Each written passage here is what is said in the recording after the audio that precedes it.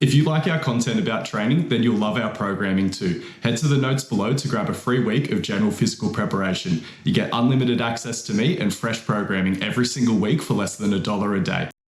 We got to celebrate. Oh, we need the buzzer. I need the bam, bam, bam, bam. We've just hit a 7K month, guys. I'm cheated up. I'm really excited. Obviously, YouTube has been a part of that, and we did have a big spicy debate smack bang to kick off the month, and that was pretty huge. That was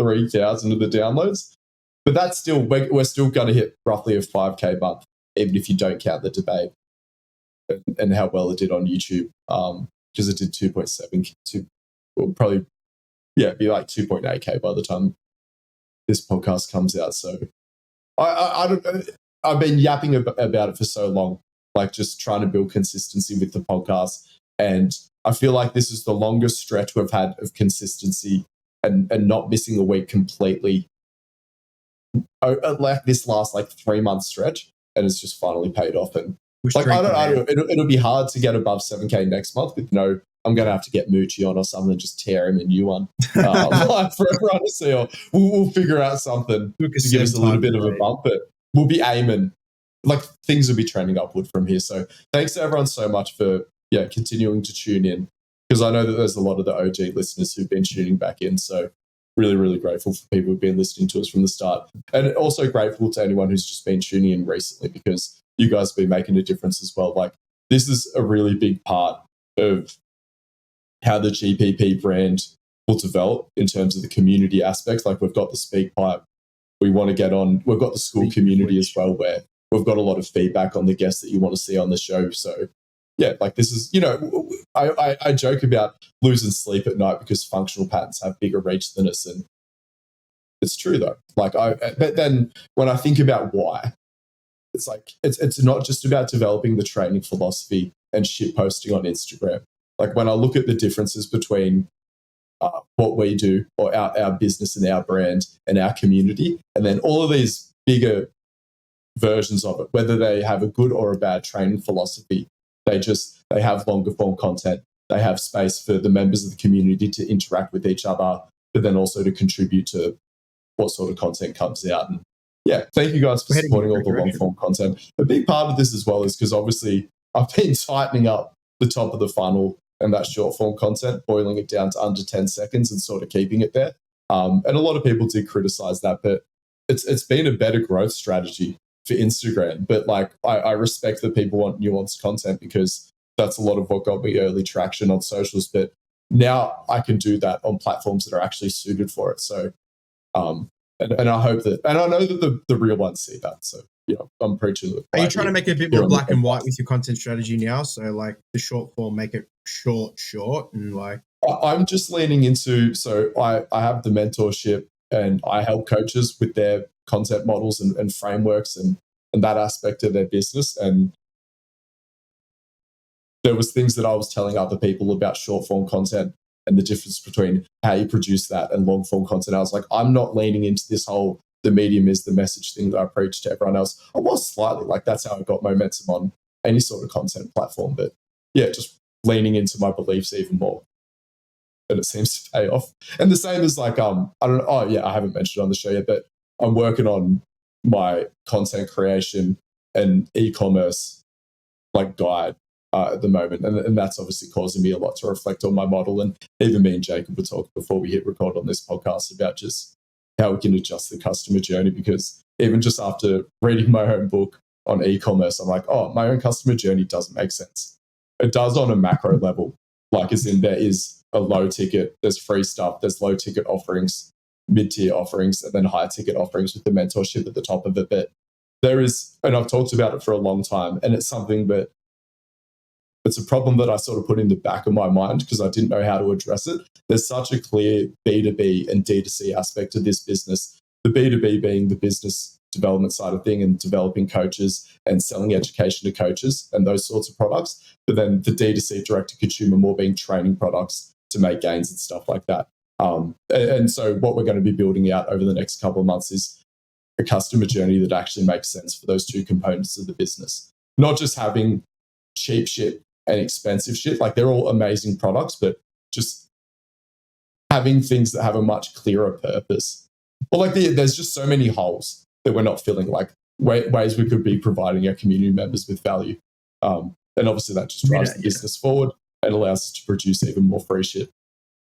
Add a rung to the ladder, make them climb, for sure. Yeah, totally. And we'll handle that side of things. You guys just need to enjoy the content and participate in the community.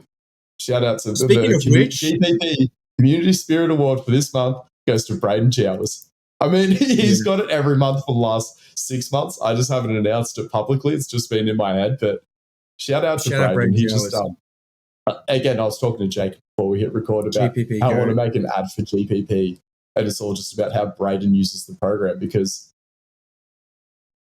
I love everyone in the GPP community. Like anyone who's even had a free trial, like that means so much to me that you checked out my programming and maybe you gave it a chance. But I think just with how cheap it is, like it's $1 a day, because my normal coaching is, well, you can't get coached by me one-to-one at the moment. It'll be hundreds of dollars a week if I ever do open that up again. But it's $1 a day. And I feel like because it's so cheap, people don't want to pester me in the group chat. But it's like Braden does the program. He sends in videos of his lifting regularly for feedback. He hits awesome PBs. And I want more of that. And he's an active community member. Whenever anyone else hits a PB in the group program, like he's always leaving a comment of support. And it's just that's the kind of shit where I need to land this plane. I just want more of that. There's there's well over 100 people in the program. And so many of the people I see, over close to 90% of the people in there are completing most of the workouts every single week. And I just think a lot of people don't want to hassle me or something. I know this because I had people, especially in the early stages when I had even less in there. I started this because I wanted to share my training and wanted other people on the same program as me to create a community, and like we'd motivate each other and stuff like that to get more generally physically prepared. It took me until I got over 70 people in the program. No, this is a lot. Sorry, I'm like, it took when I had 70 to 80 people in there, there was like shout out to Lee Brennan. He was one of them. Shout out to Rob Feltry. I'm not sure if I'm saying that last name right. They were posting their training, like multiple clips a week, being like, here's my top set of squats for this week, or here's a set of the Olympic lifts, or can I get some feedback on some plyos? But then they would message me privately being like, oh, no one else is messaging in their training. Am I not meant to be doing this? I'm like, no, I need, like, please keep doing this. Like, this is because why it was so important to me to get community, like the group chat active and heaps of people sharing their training and supporting each other and interacting with each other, is it's not even just for me or for them. There's also that like parasocial effect. And how I describe it is, anyone who's introverted will relate to this. So many people will go to parties and they just stand in a circle of people talking, and they're just there drinking their beer the whole night, not saying a fucking word after they've said hello to everyone, but they're still getting this amazing social experience just by being around other people talking. Like, that's how they enjoy socializing. They don't want to be the star of the show. Maybe they get nervous. They don't know how to, they're a little bit socially awkward, but like they still get such an amazing benefit just from that happening around them. And there's the same thing. There's people who will never post their training in the GPP group chat, but they will get a social experience when someone else shares a set of squats, because they're like, oh, like that's the workout I did today, or I'm going to be doing tomorrow. I'm going to be trying to hit a PR as well. Even if they're just like radio silent. I know that exists because I've been that person. But some people need to get active. So this is me like pleading to anyone who's doing the program, please share your training more. I want to interact with you guys more. And everyone in there is really supportive. Like Braden will be in there giving you support. So yeah, shout out to Braden, shout out to everyone in the program. Shout out to everyone listening. Shout out to Harvey, shout out to Jacob. Let's get into the episode. Yeah, and shout out to, we got another speak pipe. So shout out to Schwan. If you're sick of going goblin mode on the same 4 accessory exercises at the end of every single session, head to the notes below and grab our free gymnastics program. It'll change the way you think about accessories forever. I like to think of it as Schwan, but I don't know actually how you say it, but that's how I like to think of it. Yeah. But yeah, as we said, we want that community engagement up. So if you want to leave a speak pipe, please go to the show notes and leave us a lovely message like Schwan has. All right, so let's hear what Schwan has to say. Hello, guys. This is something, not really a question. It's more of like a something I think that would help Angus as he's doing track and field. There is a course by Randy Huntington. Huntington, yeah, I think that's how you say it. It's called the re-engineering of Subin Tieng. It's on the website called Aletis, ALTIS, and only like $59 USD. I think it will help you a lot, Angus, and in your track and field career, right? And you're doing track and field, it'll help you a lot. And it is really a very good course. So, and Randy Huntington is arguably the best track and field coach of all time, or maybe one of the best track and field coaches of all time. Oh, thanks, Schwan. Yeah, shout out to Schwan, a man of culture, enjoying Randy Huntington. I was almost going to call Randy Huntington a flavor of the month, but that really trivializes the contributions of that man to his field. I don't know what work he's sort of done out of developing track and field athletes, but he was a big part of Subin Tang's amazing Tokyo 2021 campaign, where Su was in the back end of his career. I'm not even sure what shape he's in or if he's even at Paris. But he ran the fastest 30 meters that anyone has ever ran in that semi-final. And it's that guy. I think he got the Asian record. He definitely has the Chinese national record. So, and he's a 9.8 something sprinter, which is like getting into the 9.8s, especially in the post-Bolt era, especially as a Chinese man. Like he's going to inspire the next generation of Chinese. Like they were already coming. Like China's had really solid sprinters for ages, but Su really is. And like I said, Randy Huntington seemed to be a big contributor to that. He was working with him a lot. Was it his top speed that was lacking, or? Yeah, but also just structurally the way he's built, he's always going to be a phenomenal accelerator. So it's one of those things where you have to strike that balance between you never spec a program entirely towards working on your athletes' weaknesses or entirely towards their strengths. You're always trying to find this. That's the art of coaching. Trying to find that balance in between trying to help Su maintain. It's not really speed. I guess it technically is speed endurance. Maintaining his max velocity, fighting that war against deceleration. But then like also not taken away from his strengths. And that's the thing. It's like, does he have the potential still to become an even better accelerator? But you just keep sort of chipping away at that. I'm still sad that Su never got the 60-meter world record. I think he didn't. No. I mean, it's not like exactly there for the taking. Christian Coleman said it in 2019, indoor and outdoor, and he just had a crazy fucking season. Probably when I don't want to slander the man, he probably wasn't filling in his whereabouts much that season. But he suffered the consequences, and that's a tough one. Christian Coleman, he's only in the 4x100 relay, I think, for Paris. He ran, I swear he had close to the world fucking lead, nearly. But he just, in the final race of the Olympic trials, he just fucking couldn't get across the line. Anyway, back to the actual, so I'm a big fan of Randy Huntington. For anyone who hasn't heard the Randy Huntington episodes on Just Fly Sports, he did he's done like 4 episodes in the last couple of years on Just Fly Sports, and they've all gone for a very long time. And they're just amazing listening and very, very insightful. But the first 2, the like back to back, it was probably like 5 hours worth of podcasting. Some of the best fucking S&C podcasting I've ever listened to. I know Brandon Accardi has bought the Altus Re-Engineering Su course, and it's just been on my list, but I've just got so much other stuff I'm consuming at the moment. And especially in terms of like applying things, I need to learn more things about sprinting on a macro level, like because I'm committed to this for a long time. But as far as the people that I'm helping running faster, and even just me trying to run sub 12, I'm not even implementing a lot of the stuff I already understand about that. So I can't even stay low. I'm at that level where I'm like, like where do you put the fucking blocks? Like I can't even measure out like a 20-meter fly time because I can't interpret the markings on the track. Like and that's got me to 12.6, just showing up. Like, so I'm So do you have sure I some would low-hanging get stuff fruit? out of that, but like speed bench isn't getting me to sub 12. Speed bench could be a part of that, and all the very specific S&C work that would be in that. And stuff like that will definitely be a part of my long-term development.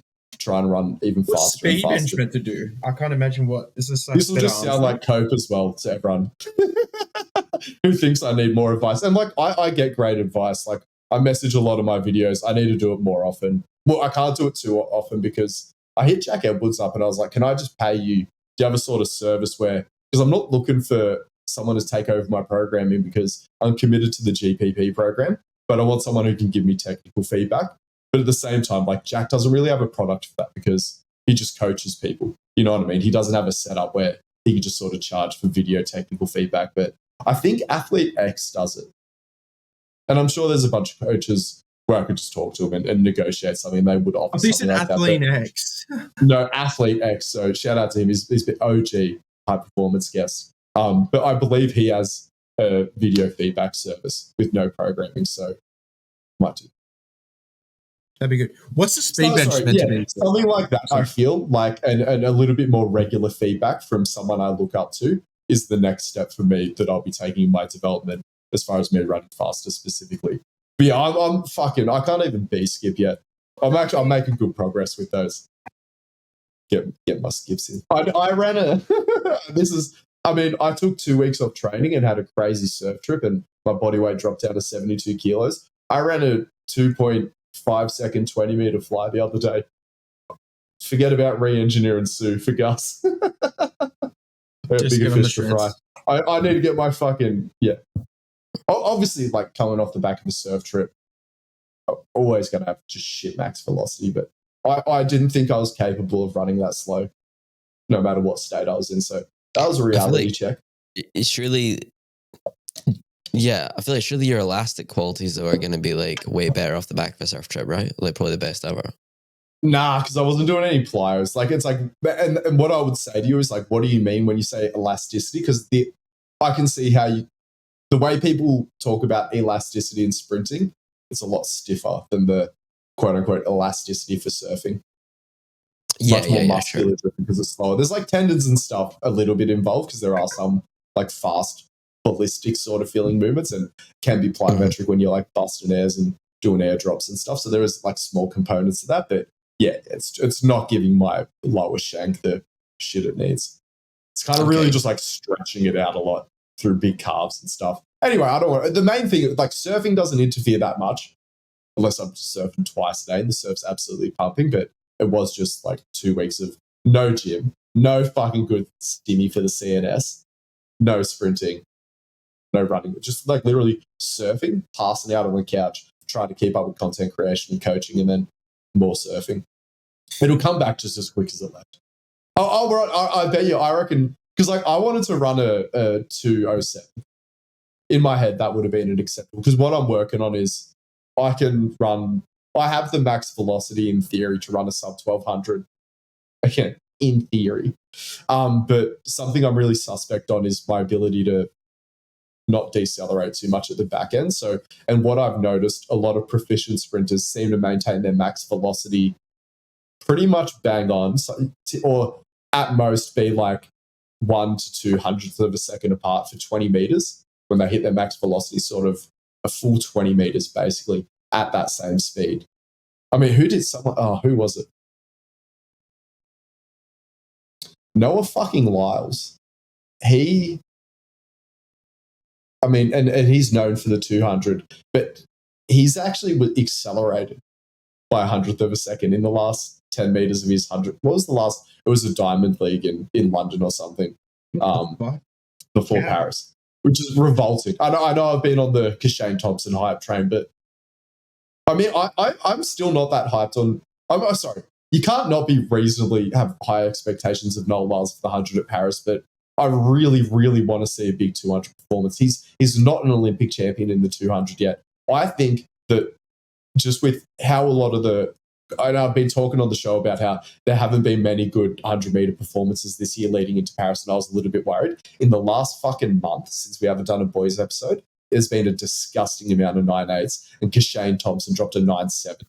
He's not really come out of nowhere if you've been paying attention, but he hasn't had that many big meet wins or anything, but he's got the world lead heading into Paris. And if I was Noah Lyles, I would be looking at that and I'd be like, I'm going to try in the 100, but just mentally, I'm all in on the 200. The 100's first, so he kind of gets a free shot at it, but I wouldn't, in terms of just the mental and allowing yourself to get emotional. Again, Noah Lyles, I know, is an ambitious man, and I know he wants to make history and get a 100 and 200 goal for the USA, but man, just like I said, it's not even just Kashane and fucking Marcel. If Marcel pulls this off, fucking, I'll get a Marcel. I'll get some sort of Marcel Jacobs tattoo if he goes back to back at the Olympics. Things are not looking good for our boy. But things weren't looking good for our boy heading into Tokyo. But the idea that you can have two preps that look a little bit suspect and get his thoracic curve on your leg. The thoracic, honestly, it's looking a little flat. He's looking a little posteriorly compressed. Oh no! He doesn't have the horse carriage. You need to bring back the horse. He has. This is the thing. He changed coaches halfway through this Olympic quad, and he moved to a really good team in Florida. They are good. Can you smash some squat curls? It's going to be very interesting. I'm G'd up about the Olympics. I don't know how we got into talking about fast people. Oh, we're talking about me trying to run fast. Yeah. So I will buy back to the question, I will buy the re-engineering Sue course. I mean, I could buy it now, but it'll just sit on my laptop for the next couple of months. I'll have a look at the price. For? Is that in the program? They were just doing a lot of, I never saw that. I don't know if that's from that. Brandon has just been on a bit of a move and shit fast kick, which I think is just, it's a fucking vibe. And I think he's just doing it, being like, I'll apply it a bit everywhere and then just sort of see where that gets me and then reformulate the thinking based on that. I think he's in like the not the early experimentation stages of velocity training. He's almost in his second phase of that, it seems like. We should get him on the show and talk about it. Because again, I know he's done the re-engineering Sue thing, and I've seen a lot of Sue's S&C, and it was a lot of like ballistic shit on the Kaiser, but Brandon doesn't have tens of thousands of dollars, or maybe even hundreds of thousands of dollars of Kaiser equipment laying around. So I guess, again, I don't know if I think I'm 90% sure some of the inspo is coming from that, but I'd be curious to hear his full thoughts on it. Because we've shit on VBT endlessly in terms of like how a lot of powerlifters were using it. And it's valid. My criticisms were that it was superfluous, but I mean, it's pretty obvious. It's not necessarily obvious because not many people were doing it, but I don't think it's such a controversial idea to sell using VBT for like your pulls in Olympic lifting and stuff like that. Like that makes a lot of fucking sense because there's a distinct difference between a clean pull and a snatch pull and a fucking deadlift. If you wanted to carry over to the Olympic lifts, you should probably, and a lot of like, you can definitely eyeball it, but then just having some objectivity, I can understand it. But then as far as applying it to the upper body stuff, it's interesting. I mean, you need your arms to move fast as well in sprinting and in a jerk. Anyway, like I said, I'm not messing around with it too much. I've sort of gone off the upper body plyos, back to training the upper body slow, just at the moment. But maybe Brandon will get me G'd up for some speed bench. Yeah, it looks crazy. This floppy button. And he can give us some spoilers about re-engineering Sue, or at least his insights, what specifically what he's taken from it. Because like I said, he's not just an Olympic weightlifting coach, he likes his running as well. Yeah. Were people actually using VBT for powerlifting? Like unironically?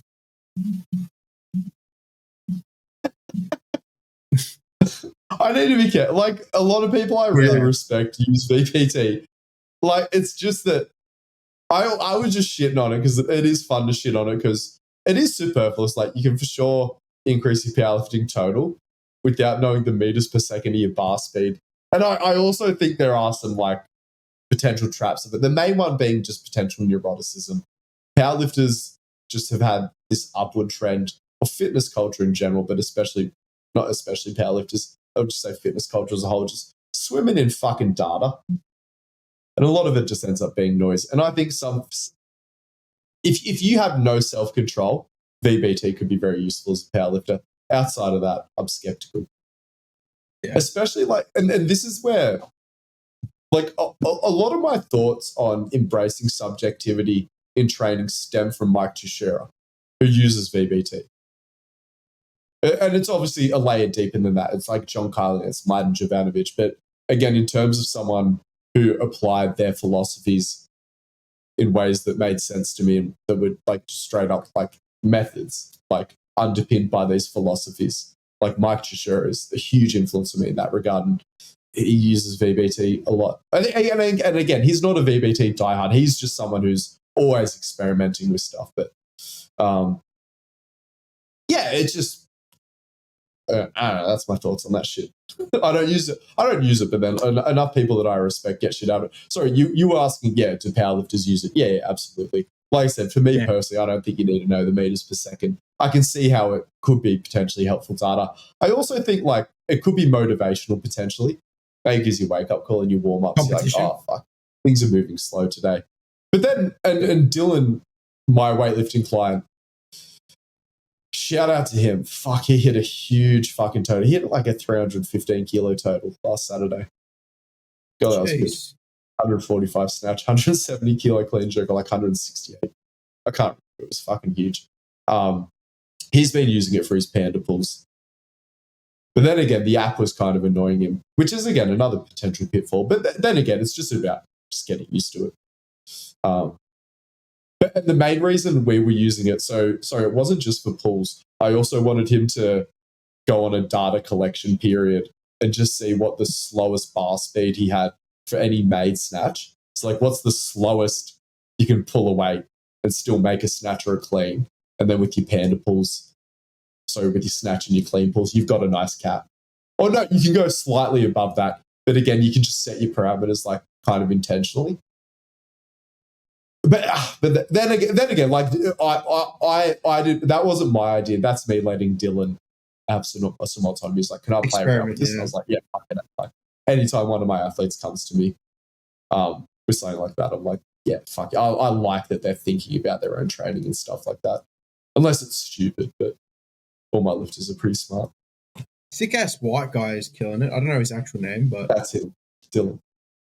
Dylan. Oh, it is him. Yeah, he's shit, my bad. Well. So he's just fucking tanking the sleep deprivation. Dad strength too. Sure he's in there changing diapers and shit and waking up in the middle of the night. I'd like to think so. He's a progressive man. We value your input here at the High Performance Podcast. Head to the SpeakPipe link in the notes below and you can leave us a voicemail where you can ask us a question or leave us a topic for us to explore on the show. We hope to hear from you soon. We haven't spoken about the New Zealand trip. I had high expectations going into it and it was so good. I've been waiting to surf that place since fucking high school when I learned about it, and I just let a few things get in the way and delay me going there. But then I was talking to Burns, I was like, the guy who I just go on surf trips, he's a school teacher, so anytime school holidays hit, we try to sneak in a big old surf trip.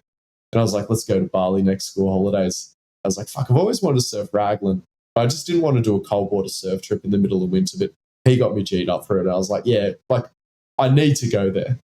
I'm going to go there at some point. It's fully on my bucket list. Let's just do it while my mate's keen. So it's just this town. It's on the west coast of the North Island, about 3 hours southwest of Auckland. And it's sort of, I would relate to, it's a bit more rural. If you go like 5 hours down the coast from Sydney, it's sort of like that sort of vibe, a lot of farmland and stuff, but just this, and a little surf town. And just this fucking 2 kilometer left Point Break. Oh my God, it's so fucking good. It was so good. There's like 3 main sections to it. So at the back, you got indicators, which is like a minute. They're all minute long rides. Each of these, there's actually 5 parts to it, but there's 3 main parts. There's parts in each part of it is about a minute long. So when you get the right swell in the perfect direction, it breaks through. You can get a wave from out the back at indicators all the way through to Manu Bay, which would be be a 2 kilometer wave. And this is the thing.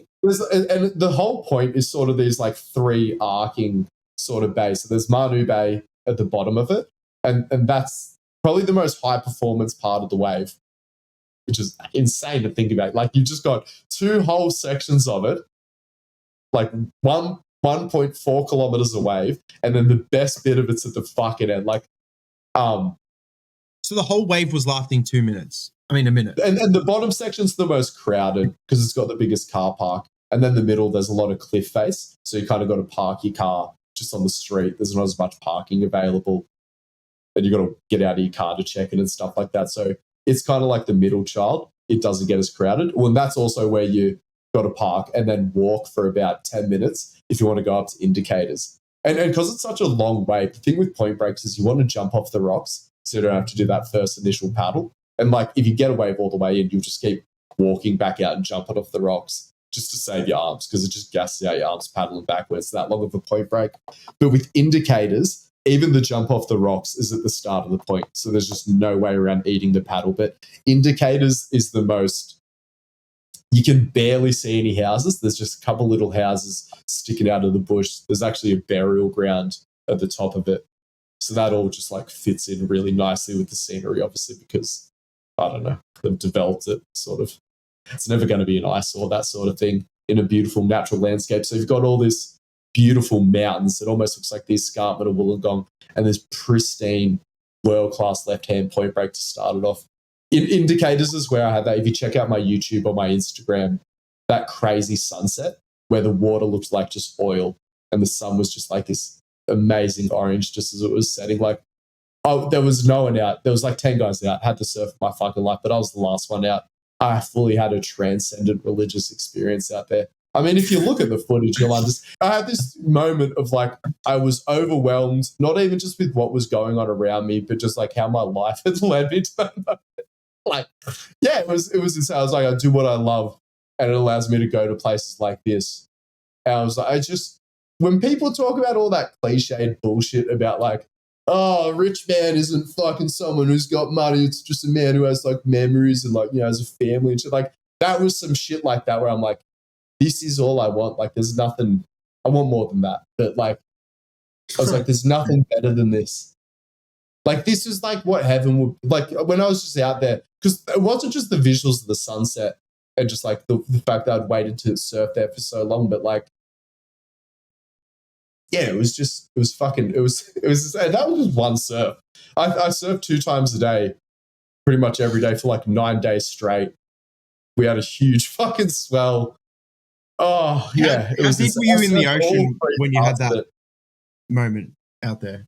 Were you pretty deep? I was sitting at the end of the point break, but I was like only like, there was rocks 20 meters away. It all breaks pretty close to the rocks, especially on certain swells. So that's what's cool about. So then you go down to Whale Bay, which is kind of the middle child, but it's still fucking amazing. It's still like better than any other left-hander I've surfed in my life. It's the shittest part of this point break. And it's also the one that indicators is definitely a little bit better and draws a little bit more of a local crowd. A lot of the blow-ins and stuff, as well as the locals, are at Manu Bay. But then I couldn't believe some of the sessions we had out the middle section of Whale Bay, where there's just like, I don't know, like 8 or something other guys out. And again, just getting like minute-long fucking amazing rides. Yeah, I posted a session from Manu Bay on the YouTube channel. Then the crazy sunset section was at Indicators. I'll post a session from Whale Bay. And then I'll stop ruining my view count by posting surf movies on my YouTube channel and go back to posting fitness vids that actually... That's another thing. Like, my mum watched the video. My mum liked it too. So I did that one for the mums. And for me. Shout out to mums. But yeah, thanks everyone who's been supporting the YouTube channel because I did it because I wanted other people to enjoy it. And I thought it'd be useful and valuable, but I also just made a commitment that I wanted to try it.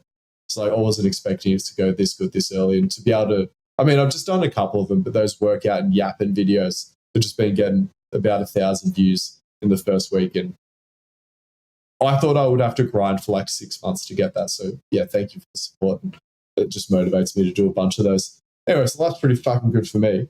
Should we talk about the Olympics at the UFC? I've kind of been all over the shop. Just fucking. You'll see. Well, this is going to drop tomorrow, ideally. So UFC will be fresh. Okay. That was a Bilal Muhammad is world champion. I never thought I'd say that. Yeah, I never thought I mean, that's happened so many times in the last 12 months. Yeah, I know what you mean. I just, for whatever reason, based on pretty much nothing, I just didn't think he'd do it. Do you know what I mean? Shout out to Palestine. That needs to be said. But other than that, whatever. Like this was the most entertaining beloved fight. I'm not sure if that was just because of the stakes.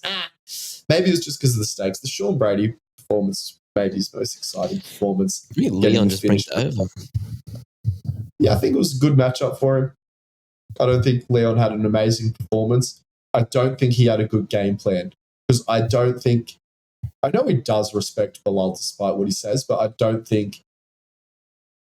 still think he underestimated him. He looks so sloppy in there for some reason. I don't know why. Looks so because most of the guys, Leon typically is okay going backwards, and he's a low volume just counter striker, like he was against like someone like Cowboy Cerrone, just absolutely dismantled him. But a lot of the pressure fighters that he's done well against didn't do as well with the threat of the takedown. And I wonder if Kamaru was just a bit more shot than we realized, more just like physically. Because Kamaru's technically got to be a better wrestler than Bilal. But then again, Bilal's leveling up. Can we move on from this conversation? Yeah, sure. I think as time goes on, I've heard quite a few people kind of say that about Kamaru, that like those fights with Edwards, I don't know, like with hindsight, you're like, I think the week after Kamaru won the belt, he went on Rogan and they were just sort of, they talked about everything. It was a 3-hour episode, but Kamaru was like, my knees are fucking shot. And just in my head, I was like, with his style, and with a lot of guys, like stereotypically, they just come to a grinding halt. At a certain point, their body just can't keep up with their fight style or their mentality. And I had Kamaru just pegged as one of those guys who would fall off a cliff. Having said that, he looked really solid against Kamzat. I don't know. No, actually, this is an opinion of mine. I think Pete Kamaru would have dusted Kamzat. Anyway, we're going to move on from the welterweight division and the middleweight division. Let's go to heavyweight. Boring as shit. Tom Aspinall looked phenomenal. A lot of people are saying he looked defensively not as sharp as he usually is. But I think Curtis Blades, and Tom Aspinall also said this, is his worst matchup. And I think Curtis Blades' reach and just long distance, like range striking, his hands are a little bit underestimated just because he gets knocked out in big fights. And I think Tom Aspinall was just like, I've just got to find a way to put my hands on him early and I'll be able to put him out. And he did that. Yeah. It is a bit of a 4-star performance. Tom. What you were saying and about what you're saying about Blades' reach being an issue, it's like it doesn't exactly fill you with lots of hope for that. It doesn't fill you lots of hope for the fucking potential Jones matchup because Jones's reach is big. No, this is the thing. It's not much bigger. Like Curtis Blades really is that big, and John Jones' striking style, while a better overall striker for sure than Curtis, matchup-wise, is so much better for Tom. Tom will be able to connect with John. And I don't know if there's a heavy, like... And John is one of the only heavyweights in the top of the division that can't one-shot Tom. John is the only one... Like, how someone is going to beat Tom, most likely, it's just going to be a classic heavyweight, like, you got knocked out, welcome to heavyweight MMA. Yeah. John Jones is the least likely to do that to anyone in the division.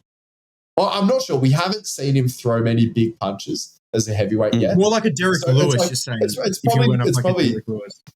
Yeah, John Jones will have more power. If John Jones did beat Tom Aspinall, wouldn't be shocked. But just based on what we've seen lately, man. Yeah. And based on John Jones' radio silence after this performance. Yeah, like I'm sure Jones could knock him out, but it's just that one shot potential that like seems like everyone else at the top of that division has, other than possibly Cyril Gane. But like again, where's he, Cyril Gane? I don't even know if he wants to fight anymore. Like I think he's just a fucking. He's just a bit of a free spirit. I think he just does what he wants. Doesn't he train like a month out? I don't think Dana White pays him enough to give a fuck. I kind of respect that. As a fan, Cyril frustrates me, but like when I step outside of that, I'm like, oh, I get it. Like he's just because apparently Cyril's a pretty big celebrity in France. I mean, he's a charismatic, jacked dude. Yeah. Yeah. Maybe he's taking the career path that everyone wishes Paulo Costa did. Just like becomes a model instead of continuing to fight. Yeah, maybe. Again, He's still number two. He's still number 2 as heavyweight contender. What, Cyril Gahn? Yeah. Yeah, just camping on that rank. He'll fight in 2025. Oh, Paddy Pimblett. We need to talk about Paddy Pimblett. That was, I can't believe people aren't saying this. That was one of the nastiest submissions I've ever seen in the UFC. Bobby or King Green. This guy changed his name to King. Was the first apparently like legit guy. Like this is the guy where Paddy's going to get fucking exposed. Paddy, he couldn't do shit to Paddy from the outside for 2 minutes. He was getting kicked on the outside, got frustrated, shot a terrible takedown from the outside. Paddy pulled the ghillie, transitioned beautifully into the triangle. And then as King Green was going out, he transitioned into the armbar because it was taking him a while to tap or go out from the triangle. Then he was asleep, so he couldn't tap to the armbar. So he ended up with waking up with a snapped arm. It was slick as fuck and brutal. And Paddy looked the best he's ever looked in the stand-up as well. I know we didn't see much stand-up, but by far that was his easiest looking win and his best performance. Paddy stocks are surging. I'm not saying he's your next champ or anything like that because he's in one of the toughest divisions, but there are plenty of top 10 guys. Well, I think he could give, just the striking. He needs to work on his striking defense. Yeah, it's an interesting one with Pimblett because I think a lot of people, but because he's basically come out and gone like, I don't want to fight that often. Like, I know what's good for me and what's good for my career, and I don't want to get caught up in just that, mixer of just like, making my career suffer because I just come back too quickly. And because he'd had like not great performances doing that, I think everyone had been a bit like, kind of cooled off him a bit and was a bit like, ugh. But like, man, if that's the improvement that it brings in between each fight, then like fucking do it. And I could see it going very well for him.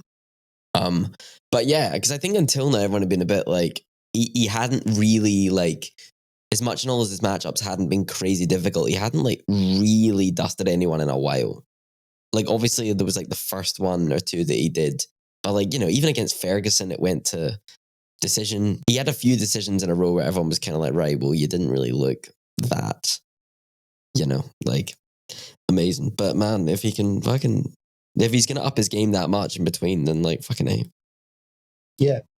I feel like he's pretty close to his ceiling in terms of development because he has been fighting for a while, but really just in terms, if you could just bring up that striking defense, because that can't be close to his potential ceiling. That's one of those things that he could definitely bring up. And then just a little bit more development of the IQ and just the putting it all together. Yeah, he'll give some guys problems in the rankings for sure. Were there any other, what were the other standout fights on the card? I'm trying to think. RoboCop looked fucking amazing. Just an absolute fucking beatdown on. How about that one where they barely, I forgot who it was, where they had to. Cap and Muhammad Makayev. Makayev got cut coming off a win on a 7-fight win streak. And I approve of the cut because he's boring as shit. And apparently it's just really annoying to deal with. But Manel Cup, when he broke his toe, what was that, in the first or second round? Like, his performance can kind of be excused, but I can't believe they were so passive at start. That fight was such a letdown. Meatball Molly lost again. Yeah. Dang. I'm just kind of waiting for her to turn around. Every fight I'm like, come on. Actually, no, yeah, like I want the Meatball to do well, but she's really tough. But I mean, I've spoken about that before. When people are speaking about your best attributes being toughness and durability, you're in for a rough UFC career. It could be highly entertaining. Yeah, I just feel like she's almost just kind of in her own head with it. Do you know what I mean? Like, I feel like a win would just do so much for her. There's so much pressure on her because she's got such a big fan base. Yeah. Like, same as the Paddy thing. She's like just a female version of that. So that sucks for her. Like, I want her to do well because she does have so many haters. But yeah, I'm not sure. I don't see much of a pathway for her because, again, she has been fighting for a while. I don't actually know how old she is. Maybe she's younger than I think. What's her record? Does anyone let me have actually just have a look? It's 14-7. Yeah, she's been fighting a while. But yeah, we've got some amazing events coming up. So we'll probably break down the Perth card, Drickus versus Stylebender. It's going to be a fucking sick fight. It's shaping up to be a really good card. If you want access to a community of like-minded coaches, head to the notes below and join our free school community. I'm in there every week doing Q&As, and there's plenty of educational content on the way as well.